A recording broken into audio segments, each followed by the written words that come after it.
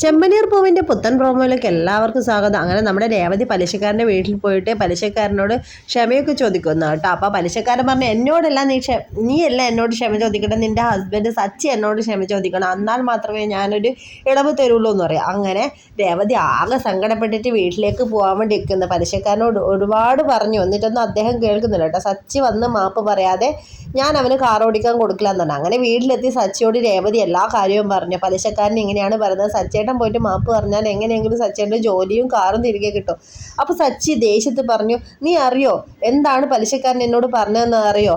പലിശക്കാരൻ എൻ്റെ അച്ഛൻ ജീവിച്ചിരിക്കുമ്പോൾ നിൻ്റെ അച്ഛൻ മരിച്ചാൽ ആരാണ് കാശ് തരിക, അങ്ങനെയൊക്കെ പറഞ്ഞതുകൊണ്ട് മാത്രമാണ് ഞാൻ അയാളോട് കാറും അയാളെ ജോലിയൊക്കെ ഉപേക്ഷിച്ച് ഇങ്ങോട്ട് വന്നത്. അപ്പം രേവതി ധർണപ്പാട് പറഞ്ഞ്, സച്ചേട്ട ഇക്കാര്യം ഞാൻ അറിയുന്നില്ലല്ലോ, ഇക്കാര്യം ഞാൻ അറിഞ്ഞിരുന്നെങ്കിൽ അയാളെ കവളമുറിയോ ഒന്ന് കൊടുത്തിട്ടേ വരുമായിരുന്നുള്ളൂ എന്ന് സച്ചിൻ്റെ മുഖത്ത് നോക്കിയിട്ട് നമ്മുടെ രേവതി വന്നു കേട്ടോ.